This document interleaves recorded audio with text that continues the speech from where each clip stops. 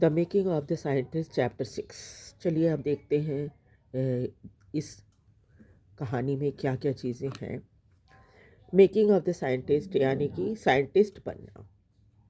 Richard एब्राइट has received the Shirley Scholar Award and the Shearing Plough Award for biochemistry and molecular biology.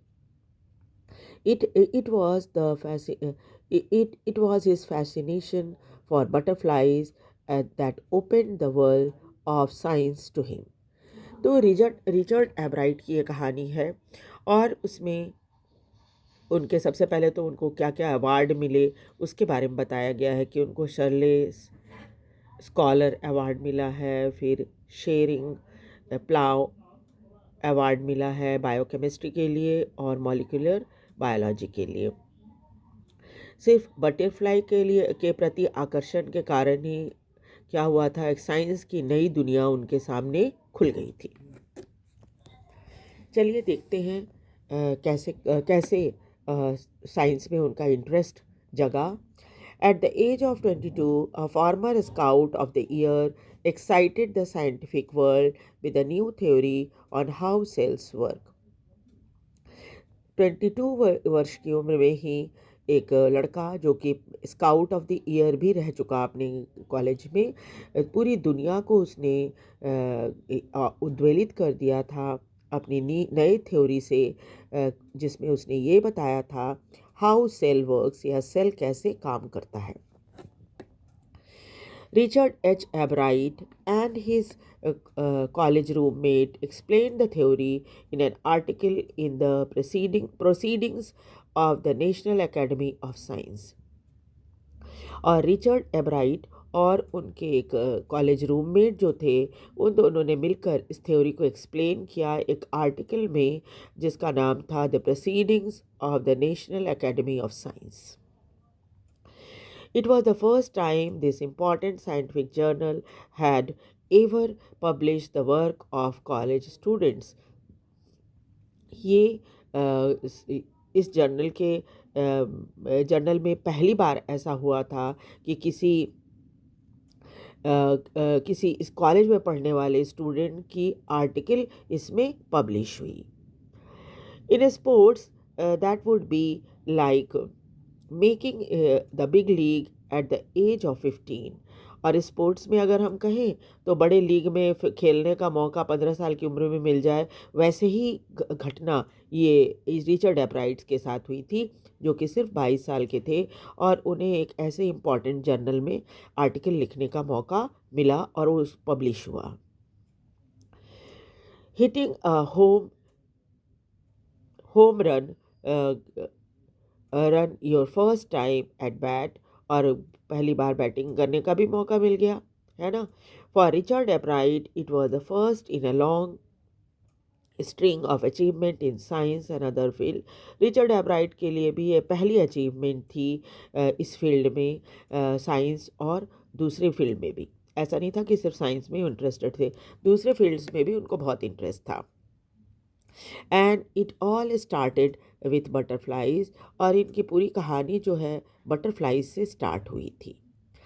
Eight an only child, Ebright grew up north of Reading Pennsylvania, और अपने माता पिता की इकलौती संतान थे Richard एब्राइट, और इनका लालन पालन जो है वो रीडिंग नाम के एक शहर में हुआ था जो पेंसिल्वेनिया में है, अमेरिका में। There wasn't much I could do there, he said. वो बताते हैं कि वहाँ पर उनको करने के लिए कुछ था ही नहीं। I certainly couldn't play football or baseball with a team of one. और वहाँ पर न तो ये बेसबॉल खेल सकते थे न फुटबॉल, क्योंकि ये अकेले थे। But there was one thing I could do is collect things. लेकिन एक काम तो ये जरूर कर सकते थे, वो था चीज़ें इकट्ठा करना। सो ही डिड, वही काम इन्होंने किया। एंड डिड ही एवर, और आगे भी हमेशा किया। Beginning in the Kinder garden, जब वो बहुत छोटी क्लास में पढ़ते थे, एक नर्सरी में, किंडरगार्टन में। एब्राइट collected butterfly with the same determination that has marked all his activities। और बड़े ही लगन से वो क्या करते थे, बटरफ्लाइज को इकट्ठा करते थे जैसे बाकी सारी एक्टिविटी करते थे। ही ऑल्सो कलेक्टेड रॉक्स, इसके अलावा वो पत्थरों को इकट्ठा करते, फॉसिल्स को इकट्ठा करते थे और कॉइन्स को भी इकट्ठा करते थे। He became an eager astronomer, इसके अलावा क्या था, वो बहुत अच्छे एस्ट्रोनॉमर भी थे। एस्ट्रोनॉमर कहते हैं उन लोगों को जो चांद सितारों की स्टडी करते हैं, है ना। To some time star gazing all night, कभी कभी तो सारी रात बैठकर तारों को देखा करते थे स्टडी पॉइंट ऑफ व्यू से, है ना। From the first he had driving curiosity along with a bright mind, शुरू शुरू में इन्हें बहुत ही क्यूरियोसिटी थी और बहुत कुछ जानना चाहते थे। He also had mother who encourage his interest in learning, फिर उनकी माँ भी जो थी वो उनको लर्न करने में बहुत इनकरेज करती थी। She took him on trip, वो कई बार उनको घुमाने ले जाती ट्रिप्स में।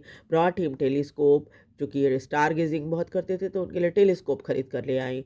माइक्रोस्कोप, छोटी छोटी चीज़ों को जब आपको देखना होता है तो आप माइक्रोस्कोप इस्तेमाल करते हो, तो माइक्रोस्कोप में कोई भी बहुत छोटी चीज़ बड़ी दिखाई देती है, तो माँ उनके लिए माइक्रोस्कोप लेकर आ गई। कैमरा लाई उनके लिए। माउंटिंग मटेरियल, यानी चढ़ने के लिए जो चीज़ें ज़रूरत पड़ती है वो सब लेकर आई।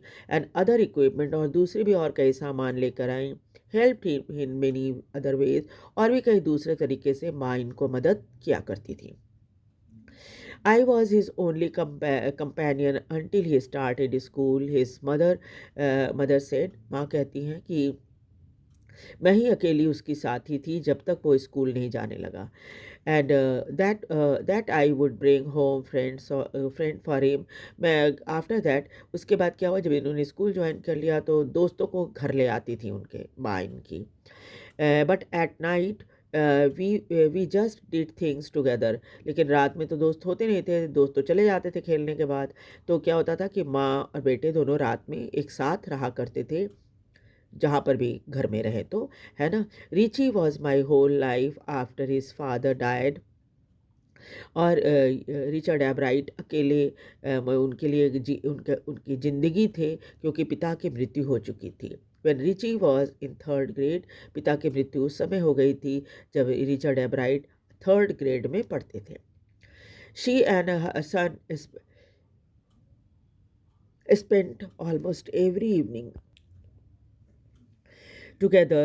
Richie was my whole life after his father's death, almost every evening at the dining room table। और दोनों माँ बेटे हर शाम जो है डाइनिंग टेबल पर बैठकर गुजारा करते थे।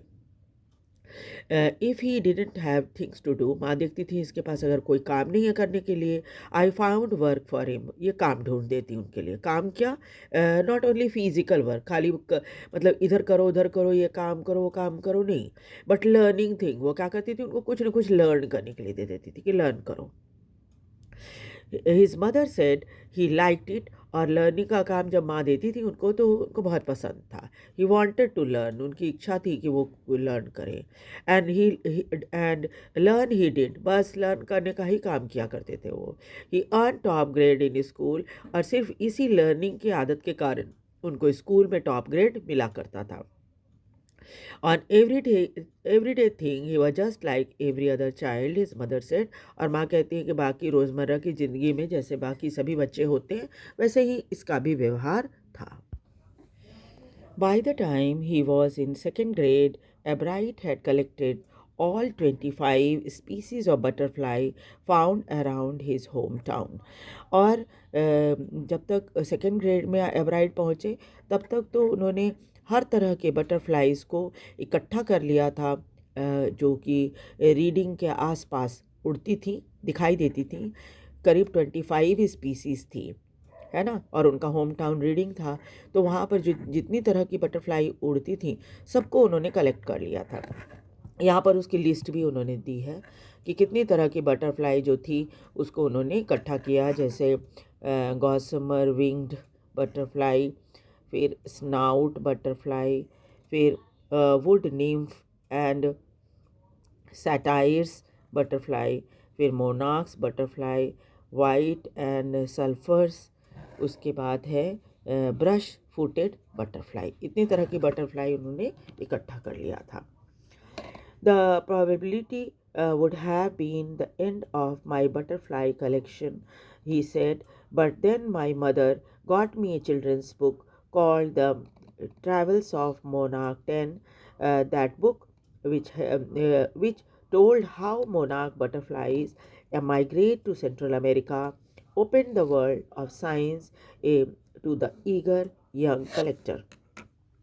और इनकी जो यात्रा थी बटरफ्लाई इकट्ठा करने की, 25 तरह की बटरफ्लाई जो इनके घर के आसपास के इनके होम टाउन में जितनी बटरफ्लाई उड़ा करती थी सबको तो इन्होंने इकट्ठा कर लिया था। तो अब तो इनका ये बटरफ्लाई कलेक्शन का काम ख़त्म ही हो गया था। लेकिन क्या हुआ, इसी बीच इनकी माँ एक बच्चों की किताब जिसका नाम था ट्रैवल्स ऑफ मोनार्क 10 ये लेकर आई। और इस बुक ने जो कि मोनार्क बटरफ्लाई की माइग्रेशन के ऊपर था कि मोनार्क बटरफ्लाई कैसे सेंट्रल अमेरिका में माइग्रेट करती हैं। माइग्रेट करना मतलब एक जगह से दूसरी जगह जाना, तो कैसे जाती हैं। और इसी ने इनके लिए साइंस के लिए साइंस की एक अलग दुनिया खोल दी, एक अलग रास्ता इनको दिखा दिया, जो कि उस समय एक बहुत ही बहुत ही दिलचस्पी रखने वाले स्टूडेंट ये थे। और इनको लगा कि ये जो बटरफ्लाई कलेक्शन और बटरफ्लाई से रिलेटेड जो एक नया टॉपिक इनको मिला है, इसने साइंस की एक नई दुनिया इनके सामने खोल दी थी। At the end of the book, readers were invited to help study butterfly migration. और उस किताब के आखिर में रीडर्स से ये हेल्प मांगी गई थी, वो ये कि वो बटरफ्लाई की माइग्रेशन की स्टडी की जा रही है तो उसमें वो हेल्प करें। They were asked to tag butterfly for research by Dr. Frederick A. Urquhart of the University of Toronto Canada. और उसमें ये कहा गया था कि बटरफ्लाइज को टैग करना है। टैग करना मतलब उसके ऊपर कुछ चिप जैसा होता है, उसको लगाना है। और ये रिसर्च जो है एक व्यक्ति प्रोफेसर हैं, ये डॉक्टर फ्रेडरिक ए उर्कुहार्ट, जो कि यूनिवर्सिटी ऑफ टोरंटो कनाडा के प्रोफेसर हैं। इनको ये रिसर्च कर रहे थे और उन्होंने कहा कि बटरफ्लाइज को टैग करना है। टैग करना मतलब उस पर एक चिप जैसा होता है, वो लगाना है। Ebright's mother wrote to Dr. Urquhart, and soon Ebright was attaching light adhesive tag to the wings of monarch. और जो एब्राइट की मदर थी, उन्होंने जब ये पढ़ा तो डॉक्टर उर्कुहार्ट को एक लेटर लिखा और जल्दी ही एब्राइट के पास जवाब भी आ गया। और साथ ही साथ वो जो टैग करने के लिए जो चीज़ें होती थी वो उसको भेज दी गई। उसमें क्या था, एडेसिव टैग था, यानी कि बटरफ्लाई के पंख में कुछ चिप जैसी चीज़ थी जो लगानी होती थी, चिपकानी होती थी। बटरफ्लाई पकड़ो, उसके विंग्स के ऊपर वो चिप लगा दो और उसको उड़ा दो, है ना। तो anyone who found a tagged butterfly was asked to send the tag to Dr. Urquhart। और ये कहा गया था कि जो लोग जैसे जब ये उड़ा देंगे टैग लगा के, तो कोई ना कोई तो देखेगा, उसको हो सकता है पकड़ ले। तो कहा गया था कि बटरफ्लाई से वो टैग निकाल कर डॉक्टर उर्कुहार्ट को भेज देना है। The butterfly collecting season around reading lasts 6 weeks in late summer। और बटरफ्लाई जो कलेक्टिंग सीज़न था वो रीडिंग में 6 हफ्ते का हुआ करता था, लेट समर में, गर्मी के आखिर में। इसमें ग्राफ भी दिया हुआ है कि कब आप बटरफ्लाई कलेक्शन करोगे।